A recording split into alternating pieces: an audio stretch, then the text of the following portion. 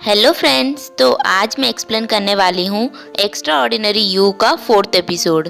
Episode के starting में हम क्योंग को देखते हैं जो कि बाकी लड़कियों के साथ वही लव स्टोन तोड़ रहा होता है। तभी वहाँ पे दानो गुस्से से आती है और वहाँ पे सोचती है कि क्या मैं जिंदगी भर इस बेवकूफ़ के लिए रोती रहूँगी, क्या मैं अपनी डेस्टिनी कभी नहीं चेंज कर सकती। और तभी उसे क्योंग देख के वहाँ से जाने लगता है और बोलता है कि तुम्हें हमेशा हॉस्पिटल में ही रहना चाहिए। ये सुन के दानो और भी गुस्सा हो जाती है और वो जाके क्योंग को पीछे से मारने लगती है और वहाँ से चली जाती है। बाद में दानो एक विजन देखती है जिसमें वो खुद क्योंग के साथ एक जंगल में होती है, जहाँ पे क्योंग उसे छोड़ के वहाँ से चला जाता है और दानो उस जंगल में डर के अकेले बैठी हुई होती है। तभी वहाँ पे क्योंग आता है और उसे बोलता है कि तुम्हें पता है कि मैं तुम्हें कितना ढूंढ रहा था, तुम यहाँ पे बैठी हो। ये सब देख दानो राइटर पे गुस्सा होने लगती है और बोलती है कि क्या तुमने यही सब करने के लिए मुझे बनाया है। नेक्स्ट सीन में हमें ट्रेकिंग नाइट दिखाया जाता है, जहाँ पे सारे स्टूडेंट अपने अपने पार्टनर्स के साथ जंगल में ट्रैकिंग करने के लिए निकलते हैं।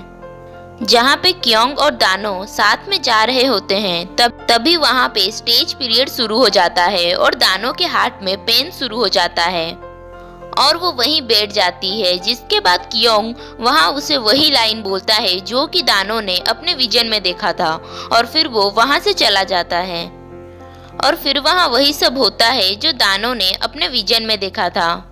जिसके बाद दानो अपना रास्ता भूल जाती है और उसका टर्च लाइट भी ऑफ हो जाता है और उसका फोन भी उसके पास नहीं होता है।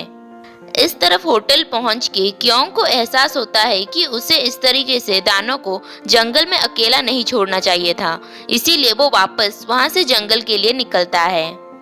इस तरफ अकेले जंगल में दानो बहुत डर रही होती है और वो वहाँ पे अकेले बैठ के डर डर के गाना गा रही होती है और तभी वहाँ पे दानो को कोई आता हुआ साउंड होता है और उसे लगता है कि वो क्योंग होगा उसके विजन के अकॉर्डिंग।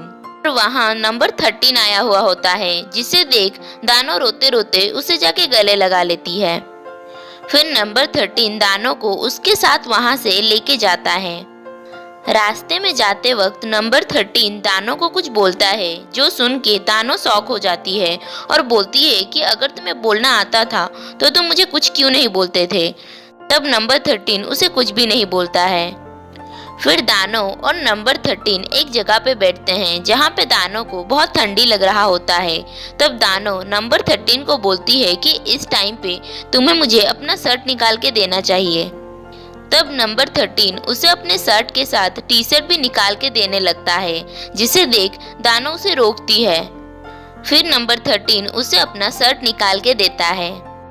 इस तरफ क्योंग दानो को ढूंढते ढूंढते जंगल आता है, लेकिन उसे कहीं पे भी दानो नहीं मिलती है। फिर नंबर 13 दानो को लेके जंगल के और अंदर जाता है, जहाँ पे एक बहुत सुंदर जगह होता है और वहाँ पे एक वाटरफॉल भी होता है। वहाँ पहुँच के नंबर 13 दानो को पूछता है कि तुम्हें ये फूल देख के कुछ याद आ रहे हैं। तब दानो मना करती है। फिर वो उसे पूछता है कि ये जगह तुम्हें याद है, इस जगह के बारे में तुम्हें पहले से पता था। तब दानो मना कर देती है और फिर वो दोनों वहाँ पे साथ में टाइम स्पेंड करते हैं। तभी वहाँ दानो बोलती है कि मुझे लगता था कि मुझे उसी रास्ते पे चलना पड़ेगा जो पहले से ही बना है, लेकिन तुम्हें मिलने के बाद मुझे लगता है कि मैं मेरी डेस्टिनी चेंज कर सकती हूँ। और फिर वहाँ दानो नंबर 13 को एक नाम देती है और बोलती है कि मैं आज से तुम्हें हारू बुलाऊंगी। और तभी वहाँ पे सीन चेंज हो जाता है, जहाँ पे दानो खड़ी होती है और तभी उसके पास क्योंग आता है और उसे बोलता है कि तुम कल रात कहाँ चली गई थी, तुम्हें पता है कि मैंने तुम्हें कितना ढूंढा। ये सुन दानो हैरान हो जाती है क्योंकि वो स्टेज पीरियड नहीं था, फिर भी क्योंग उसकी फिक्र कर रहा था। फिर दानो वहाँ से बिना कुछ बोले चली जाती है। दानो हारू को ढूंढ रही होती है और वो उसे देख के उसके पास जाती है और फिर वो उसका स्केच बुक देखती है और देख के वो उसकी तारीफ करने लगती है और बोलती है कि तुम कितना अच्छा पेंटिंग करते हो। और फिर उसे लगता है कि शायद हारू उसे भूल गया है, इसीलिए वो खुद को फिर से इंट्रोड्यूस करती है। जिसके बाद वो दोनों साथ में घूमने लगते हैं और वो जब साथ में बैठे होते हैं तभी उन्हें वहाँ पे एक बॉक्स मिलता है, जिसके अंदर एक लॉकेट चेन होता है और उस लॉकेट चेन के ऊपर वही फूल बना होता है जो उन्होंने उस रात में देखा था। और जब हारू उस चेन को पकड़ता है तब उसके हाथ के चोट में बहुत जोर से दर्द होता है और उससे वो चेन नीचे गिर जाता है। और जब दानो उस चेन को उठाने जाती है तभी वहाँ पे सीन चेंज हो जाता है, जहाँ पे वो सब ट्रिप के लास्ट डे में पहुँच जाते हैं और वो सब घर लौटते हैं। नेक्स्ट सीन में जब दानो स्कूल जाती है तब उसे वहाँ पे कुछ लड़के बुली करने लगते और उसे बोलते हैं कि तुम्हें जल्दी से अपना हार्ट ठीक करवा लेना चाहिए क्योंकि तुम्हें क्योंग के साथ टाइम जो स्पेंड करना है। तब दानो उन्हें इग्नोर करती है और बोलती है कि मैं अभी एक मिशन में हूँ, इसीलिए मेरे पास ये टाइम पास करने का टाइम नहीं है। और तभी वहाँ पे क्योंग आता है, जिसे देख वो लड़के वहाँ पे चुप हो जाते हैं और क्योंग वहाँ से चला जाता है। क्लास में एक लड़का उनकी ट्रिप का सारे फोटो सेल कर रहा होता है, जहाँ पे सारी लड़कियाँ A3 की फोटो लेने के लिए भीड़ जमा करती हैं। तभी वहाँ सेमी दानो के लिए 2 फोटो खरीदती है, जिनमें से एक फोटो में दानो हारू के साथ और दूसरे फोटो में वो क्योंग के साथ थी, जिसमें से दानो अपने और हारू का फोटो लेती है और दूसरा फेंक देती है। तभी वहाँ पे क्योंग आता है और ये देख के उसे बहुत बुरा लगता है कि दानो ने उसका फोटो नहीं लिया। इस तरफ नामजू आके जूड़ा का एक फोटो खरीद के ले जाता है, जिसे देख सारी लड़कियां जूड़ा से जलने लगती हैं। नेक्स्ट सीन में दानो और दोहुआ बात कर रहे होते हैं। तब दोहुआ दानो को बोलता है कि मैं तो यहाँ पे अपनी मर्जी का कुछ भी नहीं कर सकता, जो राइटर चाहता है मैं वही सिर्फ कर सकता हूँ और मैं बस यहाँ पे जूड़ा को दूर से ही देख सकता हूँ। तब दानो जूड़ा को वहाँ पे देखती है और वो दोहुआ को उससे बात करने के लिए बोलती है। तब दोहुआ भी दौड़ के जूड़ा के पास जाता है। फिर दानो जिमिनचे से जाके मिलती है और उससे वहाँ पे बताती है कि उसने नंबर 13 का हारू नाम रखा है। ये सुन जिमिनचे गुस्सा हो जाता है और बोलता है कि अगर एक्स्ट्रा कैरेक्टर को अपना नाम मिल जाता है तो वो अपनी मनमर्जी करने लगता है, जिससे सब कुछ गलत हो जाता है और पूरी कहानी बदल जाती है। जिसे सुन दानो उसकी बातों को इतना सीरियसली नहीं लेती है। घर जाके दानो अपने गार्डन में कुछ प्लांट्स को देखने लगती है जो कि उसने अपनी माँ के साथ लगाया था। नेक्स्ट सीन में हारू लाइब्रेरी में दानो का पेंटिंग बना रहा था और सुबह जिमिनचे को लाइब्रेरी में दानो का कुछ पेंटिंग दिखता है और वो उसका पीछा करता है। और वो पीछा करते करते लाइब्रेरी के कॉर्नर में पहुंचता है, जहां पे दानो की बहुत सारी पेंटिंग लगी हुई होती है जिसे हारू ने बनाया होता है। और जिमिनचे वो सब देख के शॉक हो जाता है। इस तरफ हारू क्योंग के पास जाके उसे पूछता है कि तुम्हारे पास वो कीचेन कहाँ गया जो तुम्हें दानो ने दिया था। तब क्योंग मना कर देता है और बोलता है कि मैंने उसे फेंक दिया। फिर क्योंग उसे पूछता है कि तुम कौन हो जो बीच बीच में आते रहते हो, तुम्हारा नाम क्या है। तब वो उसे अपना नाम हारू बताता है। क्लासरूम में दानो हारू का फोटो और हारू को देख रही होती है। तभी हारू उसे देखता है, जिसे देख वो शॉक हो जाती है और वो हारू को बाहर लेके जाती है और उसे पूछती है कि तुमने मुझे देखा ना, तुम्हें मैं याद हूँ ना। तब हारू उसे कुछ भी नहीं बोलता है। फिर लाइब्रेरी में बैठ के जब हारू पढ़ रहा होता है तब उसे दानो छुप छुप के देख रही होती है। फिर कुछ देर बाद हारू आके दानो के पास बैठता है और बोलता है कि वहाँ पे बहुत धूप हो रहा था, इसीलिए मैं यहाँ पे आ गया। जिसके बाद वहाँ हारू धूप में अपना हाथ बढ़ा के शैडो बनाने लगता है और उसे देख के दानो भी शैडो बनाने लगती है। फिर वो दोनों एक दूसरे को देखने लगते हैं और हंसने लगते हैं।